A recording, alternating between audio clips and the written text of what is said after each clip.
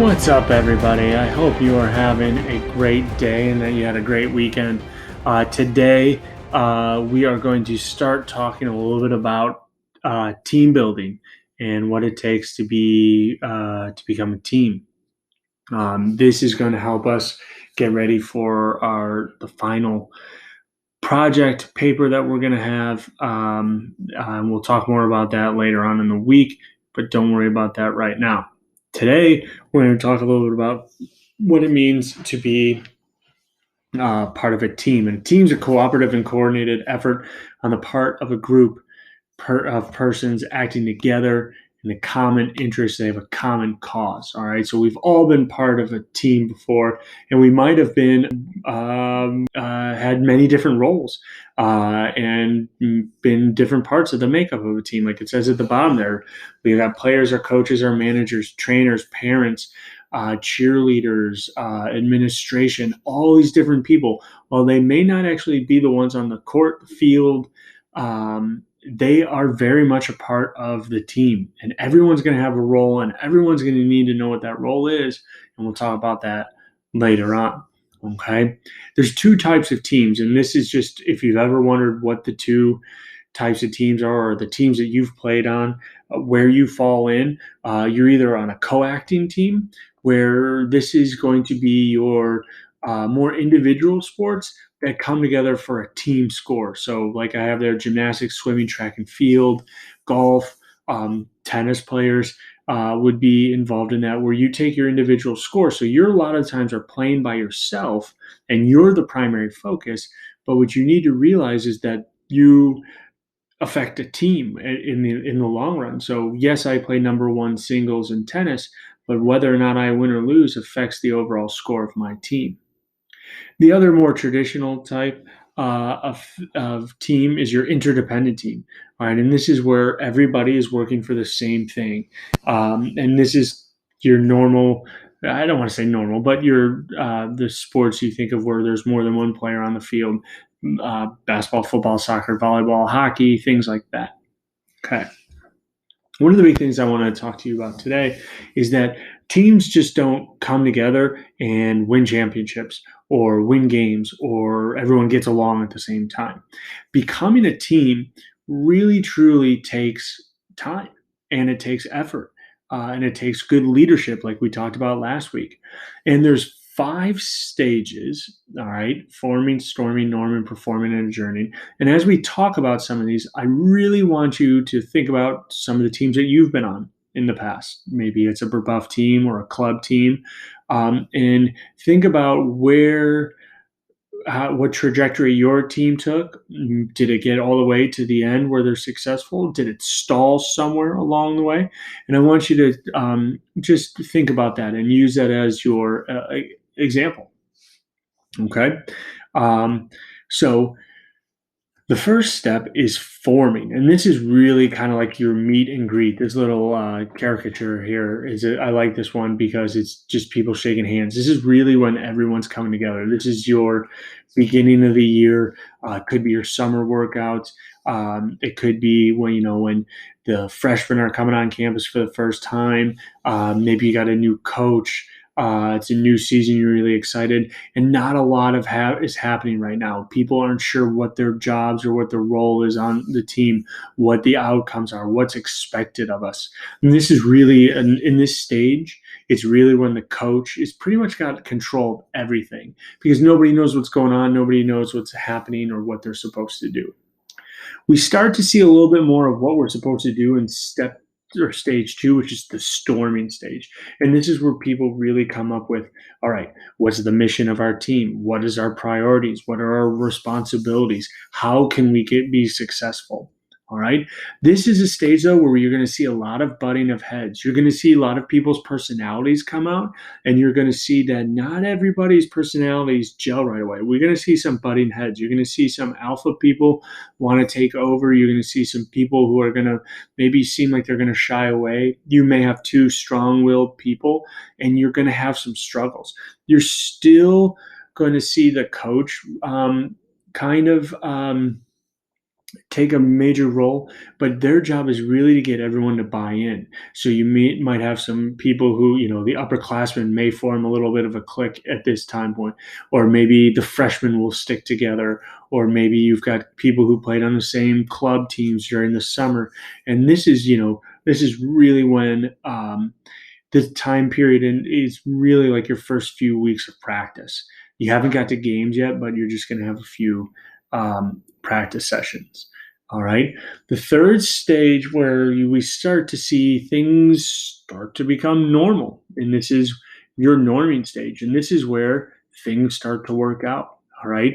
Roles and responsibilities are very clear. People know exactly what they're supposed to do, um, and they go out and they do it. The leadership and the day-to-day operations go away from the coach and are really going to fall on the team. They're the ones who are going to be the ones who are going to run the show because they know what's expected of them.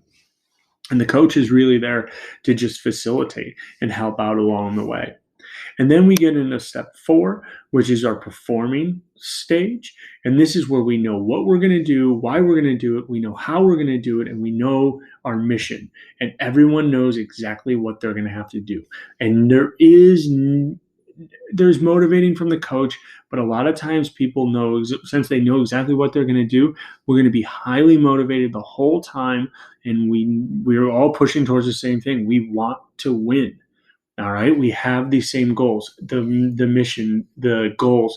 Everyone knows what everyone's going to do. We're all communicating about it. We're all talking about it, and we are performing, and we really truly care for our teammates, and we love each other, and we really want to win.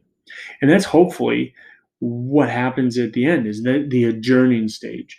In the adjourning stage this is hopefully where everything comes to fruition. And hopefully it means that you won. It means that you won your conference tournament. It means you won your sectional, and maybe, God willing, you won a state championship or higher. But this is also a very weird stage because this is the end of the season, right? It's either come to an end in a glorious fashion, or a lot of times seasons come to an end and they're not that glorious. You lose in sectionals, you lose in regionals. All right. And now all of a sudden we get to the end of our season, and now you've got that weird couple weeks off, and we're saying goodbye to seniors, and coaches are starting to have conversations with the underclassmen about how they're going to move up, and now they're the ones in charge of the team. And then you'll have the new kids coming in, and you kind of got to start that process over year in and year out. At this time, if we were talking in class, I'd probably be talking and showing a lot of teams in the NCAA tournament that have, been the underdog. But if you really think about some of these teams, they are the underdog teams that usually have the upsets. Your Loyola of Chicago, even Butler, when Butler made their runs in, was that 2010 and 2011, and teams like that, they had teams that were comprised mostly of seniors.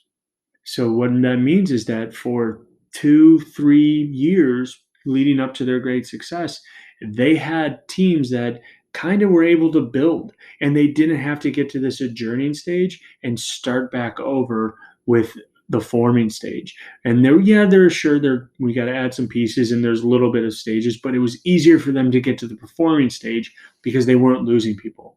So when you got a team like Loyola of Chicago and you're playing against a number 1 or 2 seed that's made up of a bunch of freshmen and sophomores who are these super studs and they've unbelievable players, I take my chances with a team with older people than the superstar young kids, because the older people know what they're playing for, how they're supposed to play there, why they're supposed to play there, and they have a better communication and get things done. All right, so that's why I always put my bet on the underdog with a bunch of seniors. Okay, so that's your stages of development. If you didn't think I did a good job, watch this video. I'm not going to play this video right now, but you can watch it if you want to. All right. The other thing I'm going to have you guys go through on your own is look at the roles. There are a lot of roles, and there's a stages of coming together with our different roles. Every athlete has a role. Every athlete should know what their role is. but it takes some time to actually get there. We have expectations of what we should do. We have conceptions of what we think we should be doing. We then have to realize that maybe our goal isn't what the coaches want or the team needs, and we have to accept our role. And then we actually have to change our behavior and through that goal, work on that behavior and work on that role. And then hopefully we can do it at a high level and we can help our team and we can help our program, we can help ourselves. All right. So look at the different places of roles. The homework assignment you're going to work on is you're going to talk about the different stages, but then you're also going to look at what stage of role acceptance or role defining you are at. Um, there's formal roles and there's informal roles. Your formal roles are, what is my job on the team? Am I the coach? Am I the goalie? And blah, blah, blah. But then the informal roles, like, am I a mentor? Am I the communicator? Am I the leader by example? There's a lot of different times where you may have hats in both formal and informal, but some people thrive on one or the other. Okay. So please make sure you take a obviously, if you've got this film, you watch the video. It's going to help you with that assignment. The PowerPoint is posted online as well, and hopefully you will be able to put that together. But if you can't, email me, ask me questions, and I will be able to get those done. Okay, I look forward to seeing you guys later on. Have a great day and enjoy the next few days, and we'll talk to you very soon.